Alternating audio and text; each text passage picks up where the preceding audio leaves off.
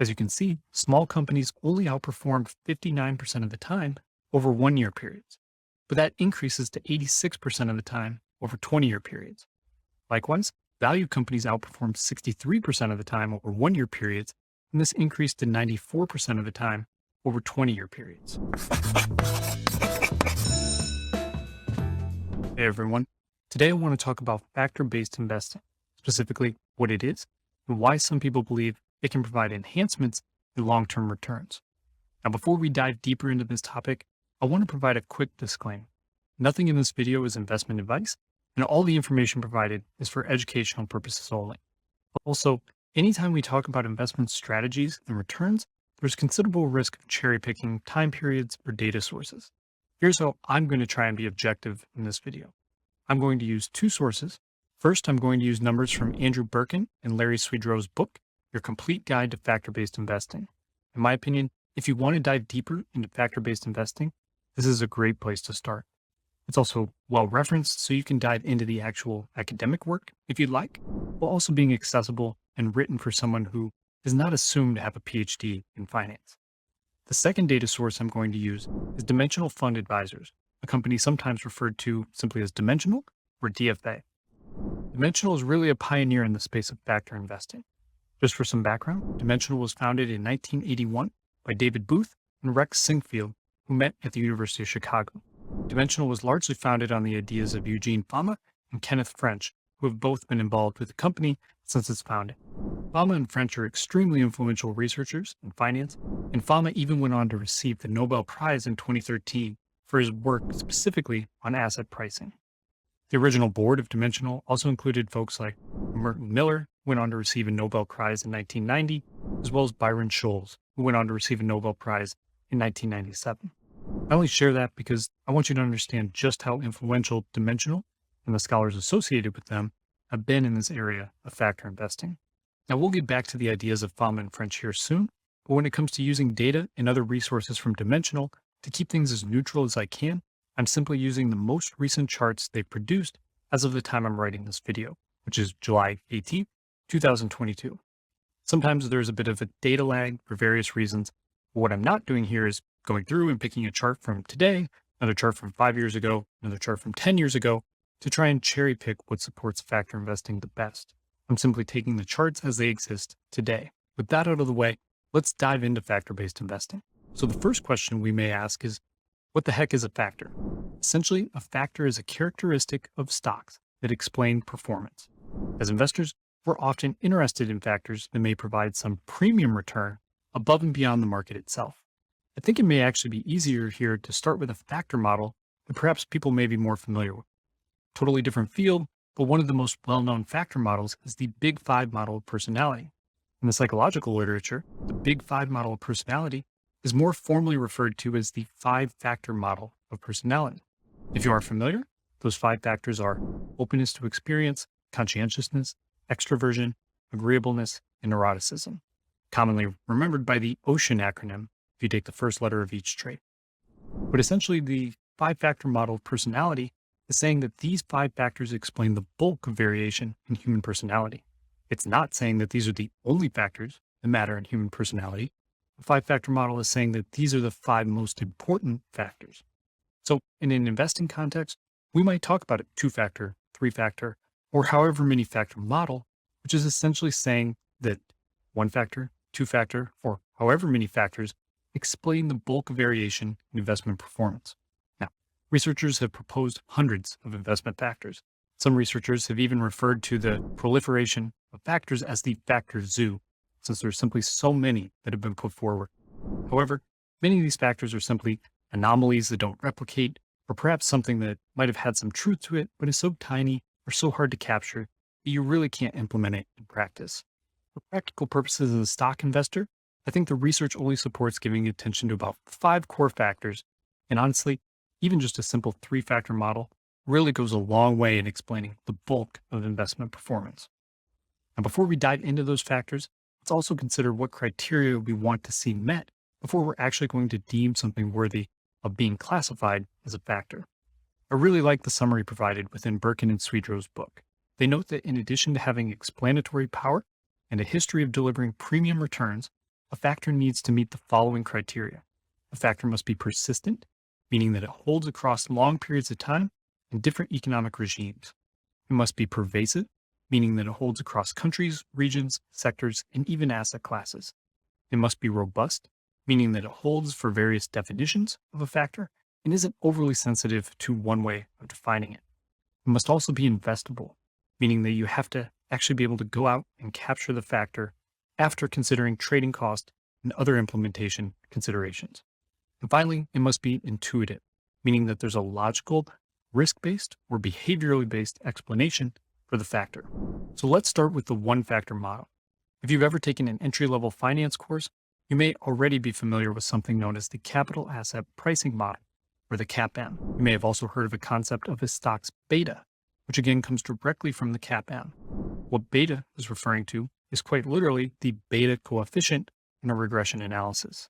We can think of the stock market as a whole as having a beta of 1.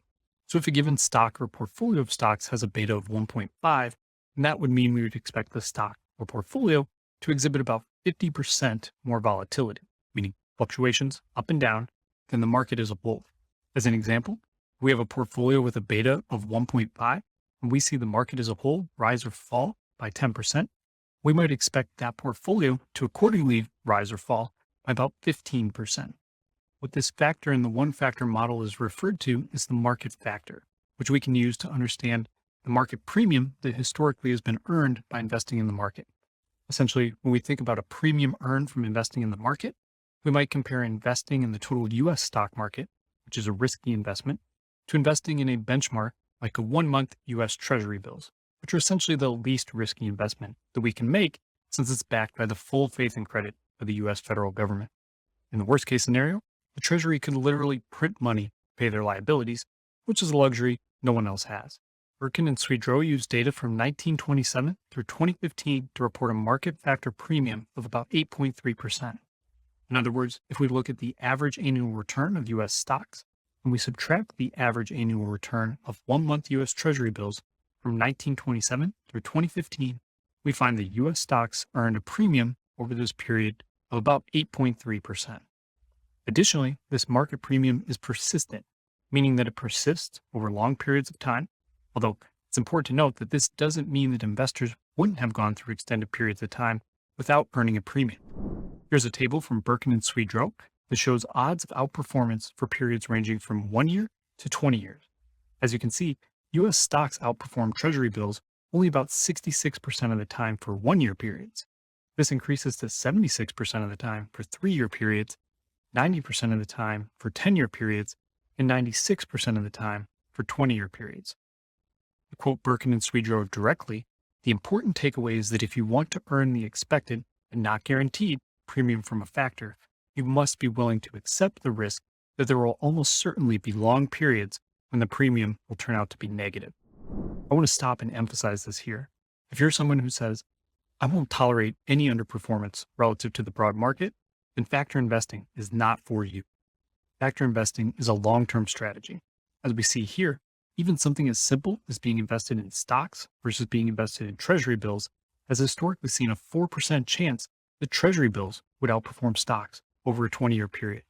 On average, the premium from being invested in stocks is quite large and therefore quite worth it when we think about the prudence of holding stocks in a long-term investment portfolio, but it takes time to come out ahead as a factor investor, and it's not a short-term strategy. Our next requirement was that a factor must be pervasive, meaning that it holds across countries, regions, sectors, and even asset classes.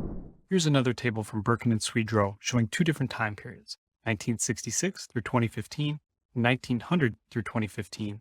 And here we see the market premium, referred to as the equity risk premium in the reference table, is quite pervasive across markets.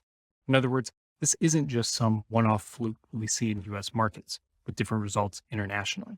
Instead, what we see is positive equity risk premiums in every country listed here. The next requirement was that this premium must be investable. I'm going to spare you the details here. Again, see Birkin and Swedroe if you really want to dive deeper into this, and simply say that yes, even after accounting for trading cost, there are products on the market that make it quite easy and cost-effective to invest in the market in a way that would capture these long-term premiums. The next requirement was that this factor must be intuitive. I personally think there's a very clear risk-based rationale for the market premium. Investing in stocks subjects your money to risks, particularly in the short run, that are much greater than investing in high-quality US government debt. There's an inherent relationship between risk and return, and investors simply aren't going to want to invest in riskier investments if there's no potential to earn more. Birkin and Swedroe note that US Treasury bills have never experienced a loss in a calendar year.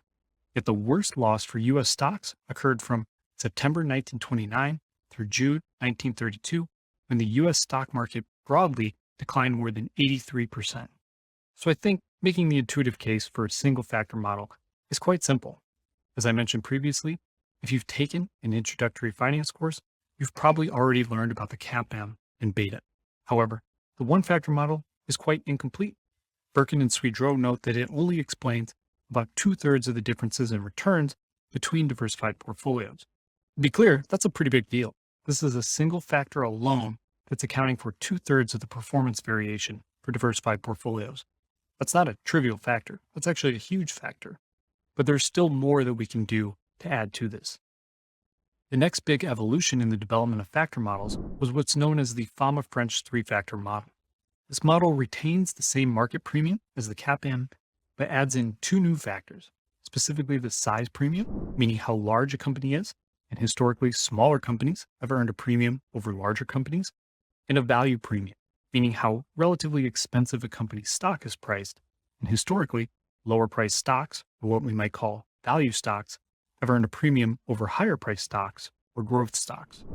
We'll get back to the factors themselves, but I do want to note that moving from a one-factor model to the three-factor model increased the explanatory power of the three-factor model to over 90%.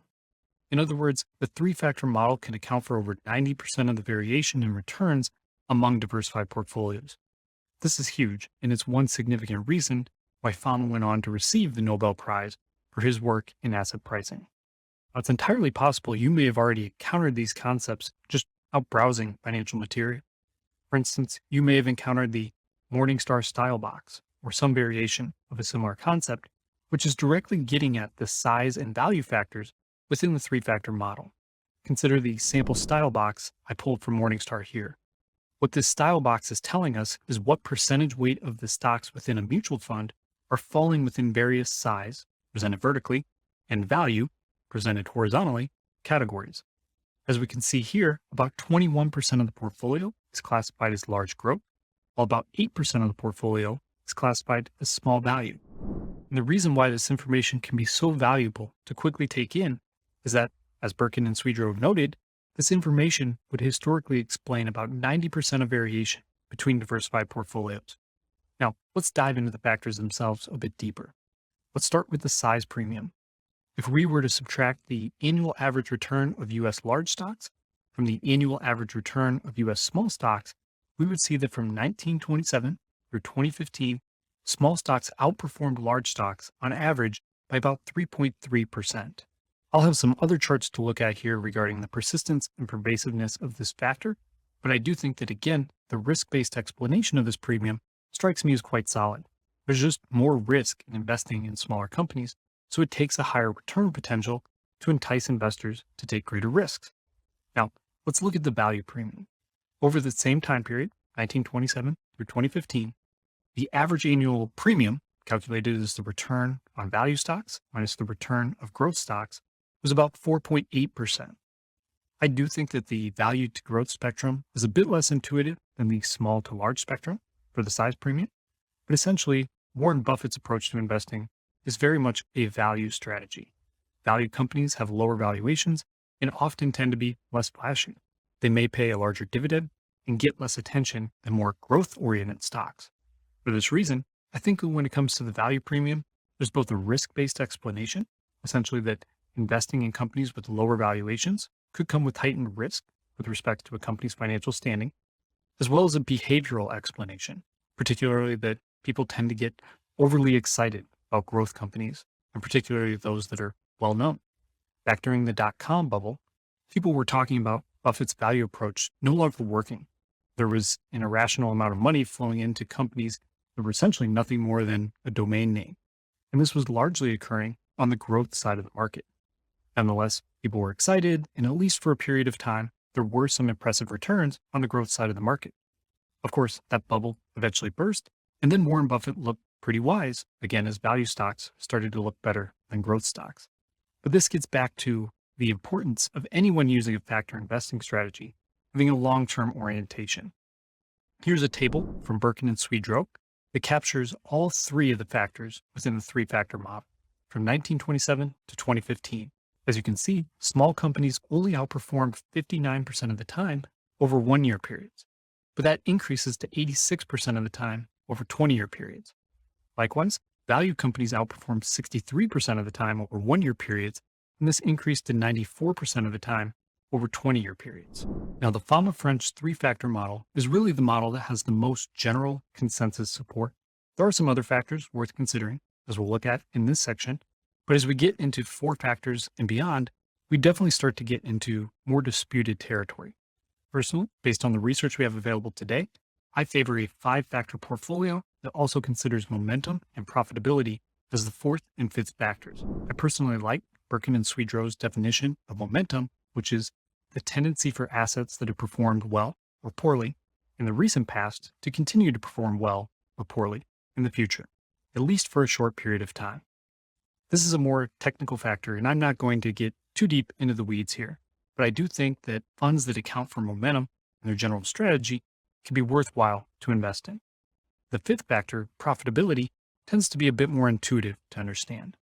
When we talk about profitability of a company, we're generally talking about something along the lines of a ratio between a company's gross profits and their assets. Here, more profitable companies tend to outperform less profitable companies, which you probably don't find terribly surprising. And while we have variation in profitability among both value and growth companies, one thing that's particularly interesting about profitability is that it historically has been useful in separating the wheat from the chaff among growth companies. Incorporating the profitability factor makes it easier to find good growth companies. Historically speaking, the profitability premium and the value premium can also pair with one another fairly well. This is noted by Birkin and Swedroe, who point out that while profitability has had some periods where it didn't perform as well, such as the mid-1970s through the early 1980s, as well as the mid-2000s. But during these time periods, value stocks actually tended to perform better. Likewise, value struggled during the 1990s, but profitability generally performed well during this time period. So we can actually get some diversification amongst these factors themselves. This table here from Birkin and Swedroe brings all 5 factors together. As you can see, momentum actually has a very high annual premium at 9.6%, while profitability has a premium of 3.1%. You may also notice a quality column on the far right, which is essentially an expanded conception of profitability, but personally, I like to keep it simple and just stick with profitability. Additionally, just as we've seen for every other factor we've looked at, you really need to take a long-term approach when it comes to momentum and profitability premiums. Historically, momentum had a 73% chance of outperformance over a 1-year period, but that increased to a 100% chance over a 20-year period. Likewise, profitability had a 63% chance of outperformance over a 1-year period, and that increased to a 93% chance over a 20-year period. Hopefully you're seeing a theme here. These are all long-term strategies. If you aren't a patient investor, factor-based investing is not for you. Now, there are lots of numbers here, and for the sake of trying to keep this at least somewhat brief, I haven't really dove into topics like pervasiveness, robustness, and investability of each factor. But Birkin and Swedroe, again, is really just an excellent resource if you want to dive into those topics. Additionally, Dimensional has some nice charts that I think can help understand these factors more from a visual perspective. This first chart we're looking at here is looking at the size premium, the value premium, and the profitability premium across US developed, international, think countries like Western Europe, Australia, Canada, Japan, and emerging markets. Here, think of countries like Brazil, Russia, India, and China. The way you read this chart is that the premium is reflected in blue, and that is equal to the difference between the gray bars. So, for instance, from 1928 through 2021, the annualized return for small companies, 12.14%, was 1.95% higher than the annualized return for large companies at 10.19%. The time periods are a bit different for each area based on data availability. we see that the premiums across these factors are pervasive across markets globally. This doesn't appear to be some random fluke that we see only in the US, but doesn't show up in, say, emerging markets. Instead, we see consistent premiums across these markets, and the premiums are considerable in size across markets as well. This next chart is looking at, from top to bottom, the market premium, the size premium, the value premium, and the profitability premium for rolling 10-year periods in the US. If a bar is blue, that indicates a factor outperformed over a time period. If a bar is red, that indicates a factor underperformed for a given time period. As we can see, overall, there's a lot more blue than there is red. The magnitude of the blue also tends to be larger than the magnitude of the red. This overlay here shows some of the benefits of diversifying across factors. As you can see, we historically haven't seen instances where all factors are simultaneously underperforming. This next chart is the exact same thing, except among developed international markets. Again, much more blue than red, magnitude of blue periods is much larger, and we see diversification across factors over time. And this next chart shows the exact same thing, except this time looking at emerging markets. I probably don't need to repeat myself, but again, we see the persistence and the pervasiveness of factors across time and markets.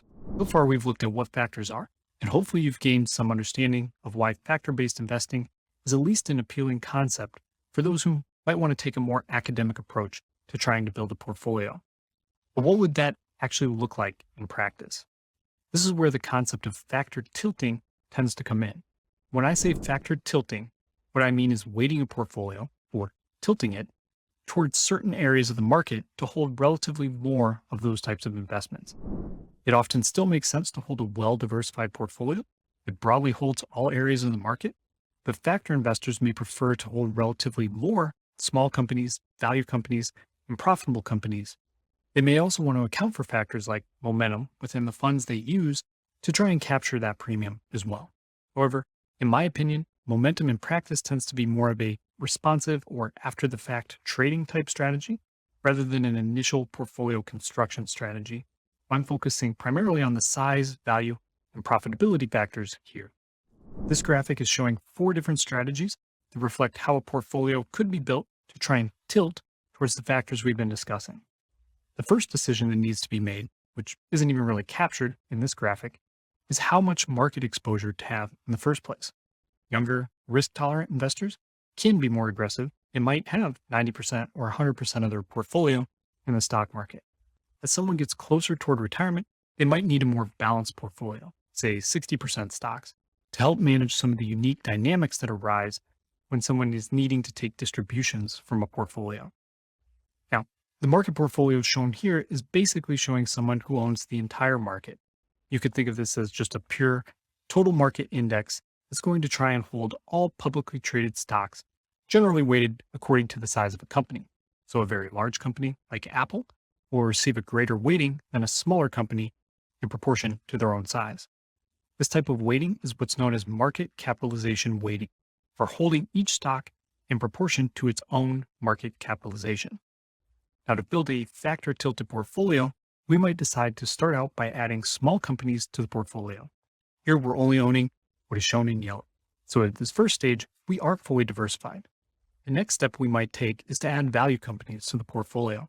This is now a better diversified portfolio, but we still don't have any large growth companies in the portfolio. The final step might be to factor in profitability. Now, profitability applies to both value and growth companies, so we might end up increasing the weighting to some value companies in the process. But we also might add in some of our first large growth companies too. We might also look at this profitability data and decide to remove certain companies from the portfolio. We see that in this graphic here, particularly looking at the extreme lower right-hand corner of the final graphic. This small, high-growth segment of the market is actually one of the most underwhelming segments of the market overall, and it could be the case that when we look at size, value, and profitability jointly, it's an area of the market we may actually want to try and stay away from. But the key point here is that this is how we can sort of tilt a portfolio to holding more exposure to these factors while still being diversified overall. Which can bring us to another question. Is it worthwhile to tilt a portfolio? Now, exactly how you would build this all out with different types of funds is beyond the scope of this video. But the general idea would be to either use funds that are specifically designed to incorporate these strategies, which can help reduce the complexity of a portfolio and the total number of funds you need to use, or to take more of a slice and dice approach and use many different funds layered together to try and achieve a similar overall tilt. You can find all sorts of opinions online as to whether you should tilt or how you should tilt. I might make a separate video on that all on its own, but I want to at least cover some general considerations that are more related to whether it's worthwhile in the first place. First, there's often an argument that while tilting may have made sense in the past, people now know about tilting, and therefore the historical premiums won't persist, and there's no reason to use it going forward. I personally don't think this argument is sound, and the reason I believe that goes back to understanding the intuitive foundation for factor premiums. This is a bit more of a contentious area, but with the caveat of momentum, which I think might be more of a behaviorally based factor, it is my personal belief that there are very good risk-based justifications for the other premiums we've covered here. And if risk is ultimately what drives the premium, then that means we are going to see it go away just because people know about it. Think of it this way. We've known that stocks are riskier than treasury bills since effectively as long as these investments have been around. We may not have had the academic lingo to talk about the market premium as a factor prior to the development of the one-factor model, but you can be sure that it's pretty much always been clear to investors that stocks are riskier investments than treasury bills. Does that mean that the premium has gone away with that knowledge? No, we still see stocks over long periods of time earning a premium over treasury bills. And we still see that premium because it's a risk-based premium. I personally think the risk-based story for the market premium, size premium, and the value premium are all pretty intuitive. As I mentioned before, I think momentum could actually be somewhat of a behaviorally based premium, but the risk-based justification that tends to trip people up the most, in my experience, is the profitability factor. At first glance, it at least seems a bit odd that there would be a greater risk in investing in more profitable companies. And the rationale for the profitability factor is definitely an area where I could see my own views shifting over time as we get more information. But I think it's notable that there are still some risk-based explanations for why a premium could be earned. First is that high profitability companies tend to be growth companies. And when we're dealing with growth companies, we have circumstances where cash flows and ultimately the payoff to investors may tend to be coming further out in the future, which does make them more risky. Second, high profitability firms should attract attention in competitors, and that's also a type of risk that should be accounted for. But even if it turns out that profitability and/or momentum are more behaviorally driven premiums, it's still not clear that they won't persist into the future. In fact, the first momentum papers were published close to 30 years ago, and we still see momentum persisting as a factor. But long story short here is that no, I don't think we should expect factor premiums to go away just because people know about them. There's a second consideration here that I think applies particularly for DIY investors. Unless you're just intrinsically the type of person who enjoys staying on top of this research, staying on top of how innovation with respect to different funds are managed, how these funds implement these strategies in practice, this can be a more complex area to try and implement as an investor.